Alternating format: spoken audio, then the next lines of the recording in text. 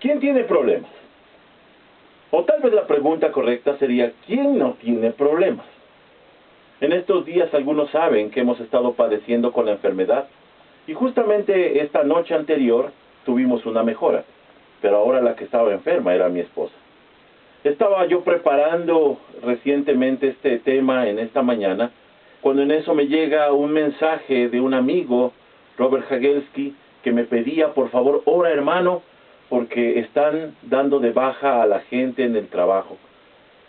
Y inmediatamente pude sentir la presión de los problemas y tuve que preguntarme, ¿qué es lo que está pasando?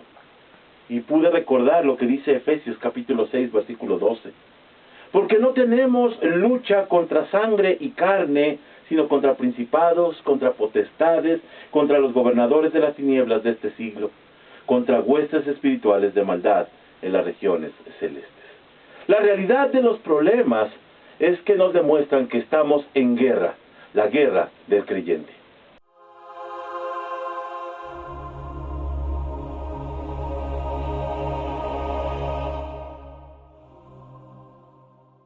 Dice en Éxodo capítulo 17, versículos 8 en adelante.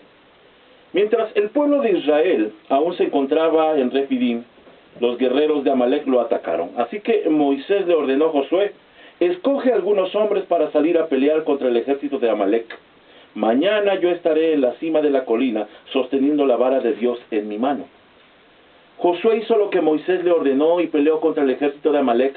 Entre tanto, Moisés, Aarón y Hur subieron a la cima de una colina cercana, y mientras Moisés sostenía en alto la vara en su mano, los israelitas vencían, pero cuando él bajaba la mano, dominaban los amalecitas.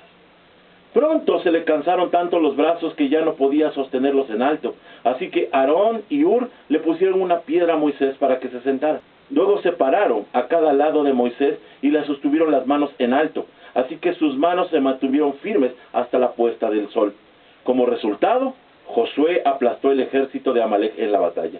Después de la victoria, el Señor le dio a Moisés las siguientes instrucciones. Escribe esto en un rollo para que sea un recuerdo perpetuo y léelo en voz alta a Josué. Yo borraré por completo la memoria de Amalek de debajo del cielo. Entonces Moisés edificó un altar en ese lugar y lo llamó Yahvé Nisi, que significa el Señor es mi estandarte. Dijo, por cuanto han levantado su puño contra el trono del Señor, ahora el Señor estará en guerra con Amalek de generación en generación. El tema de Amalek, que ataca cobardemente al pueblo de Israel, es un tema apasionante. Pero quiero que lo analicemos de acuerdo a lo que nos está sugiriendo la misma escritura. El peligro de Amalek. Y dice Michael Heiser, un estudioso y erudito de la palabra de Dios, que la mejor hermenéutica es hacerle preguntas al texto estudiado. Hacer preguntas. Así que quiero realizar algunas preguntas para tratar de entender. En primer lugar, ¿quién es Amalek? ¿Quiénes son los amalecitas? La palabra Amalek significa belicoso o pueblo que lame. Es decir, aquel que succiona. Y viene muy adecuado porque era un pueblo nómada que deambulaba por el desierto de Sinaí. Ahí viendo algunas cosas particulares de este pueblo, podemos decir que entonces eran un pueblo que se alimentaba de los demás pueblos. Y vemos en primer lugar que ellos no están establecidos. Y viene muy al contrario, viene en contraste de Israel, que ellos sí estaban por llegar a la tierra prometida y poderse establecer. Y viene también al caso el pensamiento que el apóstol Pablo escribió a los de Tesalónica en su segunda carta, en el capítulo 3, versículo 10, cuando dijo, si alguno no quiere trabajar, tampoco coma. Es decir, no es el plan de Dios estar como los amalecitas, ese pueblo nómada que estaba deambulando en medio de la nada y buscando oportunidades que aprovechar. Así entonces, la palabra de Dios los define como parásitos. Dice, por ejemplo, en Jueces capítulo 7, versículo 12, y los madianitas, los amalecitas y los hijos de Oriente estaban tendidos en el valle como langostas en multitud, y sus camellos eran innumerables como la arena que está a la ribera del mar en multitud. Esto nos muestra un cuadro muy claro de la vagancia con la que vivían. Así por eso, en Proverbios capítulo 10, versículo 5, se advierte: el que recoge en el verano es hombre entendido. El que duerme en el tiempo de la siega es hijo que avergüenza. Otro pasaje más en Proverbios capítulo 28, versículo 7, advierte nuevamente: el que guarda la ley es hijo prudente, mas el que es compañero de glotones avergüenza a su padre. Poco más adelante, Thomas Watson, uno de los predicadores puritanos, pudo decir al respecto: una persona ociosa es la pelota de tenis del diablo a la que él lanza arriba y abajo con la tentación hasta que finalmente comienza a jugar. El ocio, dice en nuestros refranes mexicanos, es madre de muchos males. Así que cuando nosotros vemos a este pueblo, viene al caso lo que dijo también el Señor Jesús en Mateo 12:36. Mas yo os digo que de toda palabra ociosa que hablen los hombres, de ella darán cuenta en el día del juicio. Estamos sin duda alguna en una época donde más ocio existe, en donde hay más tiempo para ejercer la ociosidad. Y así que el gran peligro es que el mundo nos absorbe. Por eso había dicho el apóstol Pablo: no tenemos lucha contra carne y sangre. Así entonces encontramos que el ocioso ha dejado de trabajar y se ha convertido en un crítico espectador que nada le parece. Ahora, aquí tenemos que hacernos una pregunta: ¿por qué el odio hacia Amalek? Tenemos que ir a la historia bíblica, y la razón de la ofensa de Amalek se fundamenta sobre todo en su ataque cruel y traicionero que ignoró las leyes de la hospitalidad beduina que representaban una ofensa a Dios y al hombre. Para entenderlo tenemos que aclarar que la visión con la que se observa esta historia es con la visión oriental, y ellos no respetan a estos peregrinos que van caminando en medio del desierto y sin embargo se aprovechan de su situación para atacarlos cobardemente. Por eso, en Deuteronomio capítulo 25, versículos 17 y 18, dijo el Señor: nunca te olvides de lo que los amalecitas te hicieron cuando salías de Egipto. Te atacaron cuando estabas cansado y agotado, e hirieron de muerte a los más débiles que se habían quedado atrás. No tuvieron temor de Dios. Con esto, entonces entendemos que Amalek representa lo nocivo para el pueblo de Dios, el peligro para el pueblo de Dios. Porque este no fue el único enfrentamiento que tuvieron. Tuvieron uno posterior, después del desánimo de los 12 espías, allí en Números capítulo 13, y del juicio divino por causa de esta rebeldía para vagar por 40 años en ese desierto. Se dice que entonces ellos, dado que ya se habían arrepentido de su rebeldía, dijeron: bueno, vamos a conquistar la tierra. Y allí es donde la palabra de Dios demuestra que ya los planes no eran los mismos de parte de Dios. Cuando en Números capítulo 14, versículos 43 en adelante, dice: cuando enfrenten a los amalecitas y a los cananeos en batalla, serán masacrados. El Señor los abandonará porque ustedes lo abandonaron a Él. Sin embargo, el pueblo avanzó con insolencia hacia la zona montañosa, aunque ni Moisés ni el arca del pacto del Señor salieron del campamento. Entonces los amalecitas y los cananeos que vivían en las montañas descendieron, los atacaron y los vencieron, haciéndolos huir hasta Horma. Vemos que entonces la consecuencia tan tremenda de ese primer desaguisado que tuvieron contra Amalek se vuelve a repetir y se vuelve una constante de peligro, un asunto nocivo para el pueblo de Israel. Con mucha razón, John Owen, el puritano, también dijo al respecto: mata tu pecado, o tu pecado te matará. Con lo anterior decimos entonces que dado que Amalek es nocivo, es peligroso para el pueblo, tenemos entonces que ver la postura de Dios, que Dios no juega con el peligro. En Números capítulo 24, versículo 20, dice: ya cuando ha pasado un poco de tiempo, luego Balaam miró hacia el pueblo de Amalek y dio este mensaje: Amalek fue la más importante de las naciones, pero su destino es la destrucción. Ya se viene avisando que ese pueblo, que es nocivo para el pueblo de Israel, tiene que ser destruido. Un poco más adelante, en Deuteronomio capítulo 25, versículo 19, reitera: por tanto, cuando Jehová tu Dios te dé descanso de todos tus enemigos alrededor, en la tierra que Jehová tu Dios te da por heredad para que la poseas, borrarás la memoria de Amalec de debajo del cielo, no lo olvides. Si Amalec es peligroso, la orden de Dios es congruente. Tiene que ser destruido. Y allí aparece posteriormente, unos 400 años después, la figura de Saúl, el primer rey de Israel. Y esto fue lo que le fue ordenado. Primero de Samuel capítulo 15, versículos 2 y 3.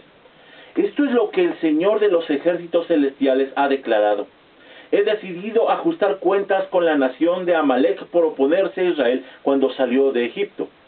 Ve ahora y destruye por completo a toda la nación amalecita, hombres, mujeres, niños, recién nacidos, ganado, ovejas, cabras, camellos y burros.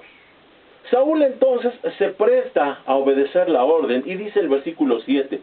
Luego Saúl mató a los amalecitas de Gávila hasta llegar a Shur, al oriente de Egipto. Pero anota los versículos 8 y 9. Capturó a Agag, el rey amalecita, pero destruyó por completo a todos los demás. Versículo 9. Saúl y sus hombres le perdonaron la vida a Agag y se quedaron con lo mejor de las ovejas y las cabras, del ganado, de los becerros gordos y de los corderos. De hecho, con todo lo que les atrajo, solo destruyeron lo que no tenía valor o que era de mala calidad. Aquí hago un paréntesis para explicar lo siguiente. ¿Por qué una orden tan inhumana? Aquí es donde los que están en contra del cristianismo han acusado a Dios de genocida. Pero hay una parte que no comprenden cuando se lanza esta orden en contra de todas esas naciones que en ese momento están ocupando el lugar que es la tierra prometida para Israel. Por ejemplo, en Josué, capítulo 11, versículos 21 y 22, nos deja entrever cuál era la intención de Dios. Durante ese periodo, Josué destruyó a todos los descendientes de Anac, quienes vivían en la zona montañosa de Hebrón, de Bir, Anab y en toda la región montañosa de Judá e Israel. Los mató a todos y destruyó sus ciudades por completo. No quedó ningún descendiente de Anac en la tierra de Israel, aunque algunos todavía permanecen en Gaza, Gad y Asdod. Es interesante la mención de los anaseos, o los hijos de Anac, que eran gigantes, híbridos, que provienen precisamente de ese pecado tan terrible que se dio cuando los hijos de Dios, dice que vieron entonces a las mujeres de los hombres y se mezclaron con ellos, y en capítulo 6, versículo 4, viene que efectivamente esta fue la causa del diluvio por la degeneración que se suscitó enseguida de este terrible pecado. Allí vemos que estos anaseos fueron precisamente de donde proviene Goliat, quien fue derrotado por David posteriormente, este joven que sin duda alguna puso en alto el pueblo de Israel. Esto me hace recordar que a veces no tomamos en consideración lo peligroso que puede ser el pecado, lo peligroso que pueden ser los problemas. Me hace recordar aquel joven que, habiendo gastado todo lo que tenía, fue y compró un diamante valioso, y cuando regresaba a su tierra, en el barco, en la barandilla, jugaba con el diamante, lanzándolo hacia arriba y cachándolo nuevamente, hasta que alguien le pudo decir: ¿pero qué estás haciendo? ¿No ves que en un momento dado puede fallar tu tacto y entonces se puede caer y se pierda? Y este joven, muy orgulloso, le dijo: no pasa nada, yo tengo nervios de acero y tengo una vista de águila y puedo hacerlo cuantas veces sea necesario con toda seguridad. Lo volvió a hacer en ese momento, cuando entonces el barco golpeó contra una enorme ola, y por más que se estiró el joven, se perdió por siempre este diamante. Dios sabe del peligro de estos anaseos. Dios sabe del peligro que representaban estas naciones. Y actualmente nos escandalizamos con la pena de muerte que viene precisamente dispuesta en la Biblia, pero la realidad es que muchas personas no son regenerables. Esa es la realidad. Dios protege a la sociedad. Con todo lo anterior, entonces, nos preparamos para el desenlace de la historia, la batalla contra Amalek. Y vamos a ver las características del problema y la fórmula para enfrentarlo. En primer lugar, tenemos que decir que fue al final del primer año en el desierto. Recién salidos de Egipto, ellos entonces tienen esta confrontación. Y vemos entonces allí los símbolos. El desierto es el sinónimo de la prueba. Ellos están en medio de esta prueba como pueblo. Las agravantes entonces se hacen terribles, porque ellos están como peregrinos y en ese momento la cobardía, la ventaja de este pueblo de Amalek hace estragos terribles en toda esta nación. Ellos los atacan por la retaguardia.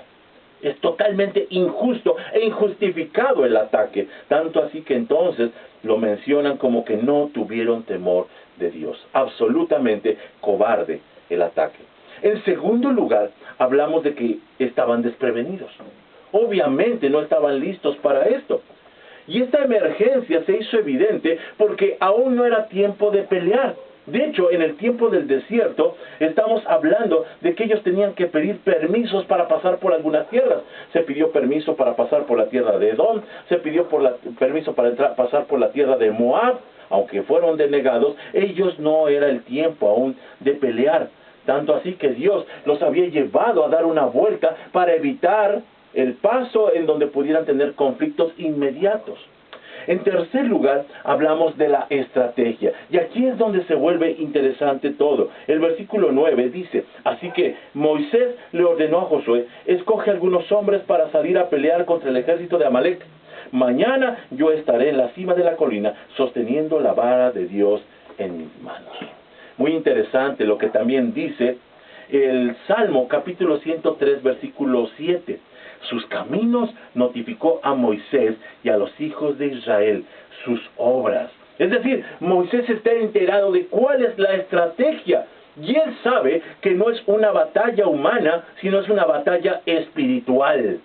Y esto nos demuestra que cuando estamos enfrentando estas guerras, estas batallas, no se pretende que seamos fuertes, sino que estemos confiados en Dios, que dejemos que Él obre. Así que cuando Dios llama a este hombre, Moisés, y le da esta visión, nos demuestra la estrategia. La estrategia es: quédate en paz y mira lo que Dios puede hacer contigo. También, enseguida, habla de un asunto muy importante que es la unidad. Y el versículo 11 y 12 dice entonces: mientras Moisés sostenía en alto la vara en su mano, los israelitas vencían. Pero cuando él bajaba la mano, dominaban los amalecitas. Pronto se le cansaron tanto los brazos que ya no podía sostenerlos en alto. Así que Aarón y Hur le pusieron una piedra a Moisés para que se sentara. Luego se pararon a cada lado de Moisés y le sostuvieron las manos en alto. Así sus manos se mantuvieron firmes hasta la puesta del sol. Es un trabajo de equipo, es un trabajo espiritual, pero también es un trabajo de equipo. Y es que las batallas espirituales no se luchan solas. Por eso existe la iglesia, por eso debemos estar en comunidad. Por eso dice el apóstol Pablo en la carta a los Gálatas, capítulo 6, versículo 2, sobrellevad los unos las cargas de los otros y cumplid así la ley de Cristo. Bill Hybels, que es el pastor de la mega iglesia Willow Creek en Chicago, de casi 25,000 asistentes, y que también es fundador de la Cumbre Global del Liderazgo, recientemente en 2018 cayó en adulterio. Y el escándalo no se hizo esperar. Inmediatamente comenzaron las críticas y las preguntas de cómo pudo pasar. La respuesta es tan simple y estremecedora: estaba solo. Allí en la cúspide del liderazgo estaba solo.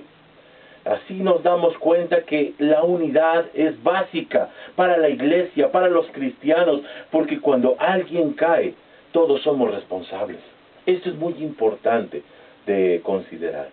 Termino entonces en estos puntos con el caso final con que cierra de la victoria del pueblo de Israel sobre Amalek. Y dice el versículo 13: como resultado, Josué aplastó al ejército de Amalek en la batalla. Mire, el resultado maravilloso de todo ese esfuerzo, de toda esa lucha, es que siempre después de la prueba viene la bendición. Así, entonces, reunimos las piezas y sabemos cómo debemos de enfrentar todas estas crisis. Aquí quiero hacer, entonces, una pequeña reflexión. ¿Cómo derrotar nuestro Amalek?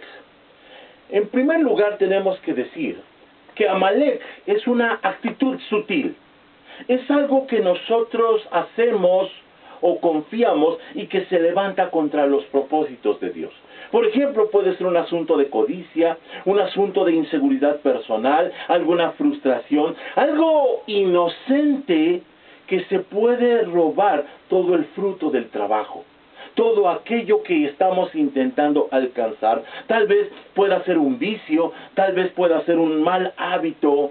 Podemos decir sin duda alguna que Amalek puede ser también un espíritu manipulador que trabaja por la retaguardia, es decir, traicioneramente. Y vemos entonces que puede ser inclusive un autoboicot, en donde nosotros perdemos la pasión por la presencia del Señor y también la alegría por la vida. Amalek, sin duda alguna, es un espíritu ladrón que trae en tu vida, hogar e iglesia, contiendas, peleas, gritería, maledicencia, división, adulterio, iras y como consecuencia, la destrucción.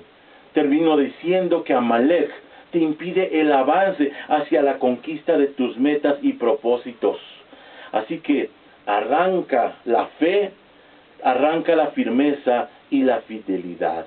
La pregunta que tenemos que hacernos con toda sinceridad es: ¿has postergado esa batalla?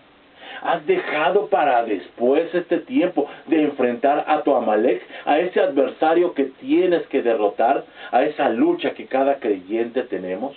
Termino este tiempo con la siguiente historia. Se cuenta de un hombre que en un terrible asesinato tuvo que huir inmediatamente del lugar en donde había cometido el homicidio, y en medio de la noche se dice que cabalgó sin saber a ciencia cierta hacia dónde se dirigía. Allí en medio de la oscuridad caminó y recorrió con su caballo grandes trechos, y cuando estaba llegando el amanecer, se dice que entonces, aliviado, pensó que ya había huido del peligro, pero solamente muy sorprendido y angustiado descubrió que había dado la vuelta en círculo y estaba frente a la mansión en donde había hecho él mismo el asesinato. Esto nos enseña una historia tremenda. Tarde o temprano tendremos que enfrentar nuestra responsabilidad. Tarde o temprano tendremos que hacer esta guerra contra Amalek, contra aquello que nosotros tenemos que derrotar. Que Dios permita que sea el tiempo de enfrentar, de armarnos de valor, de confiar en el Señor, para que entonces, en medio de este ejercicio de sabiduría y de fe, podamos entonces obtener grandes victorias en el nombre de Jesús. Que Dios les bendiga en este camino de lucha, de guerra que tenemos contra el enemigo.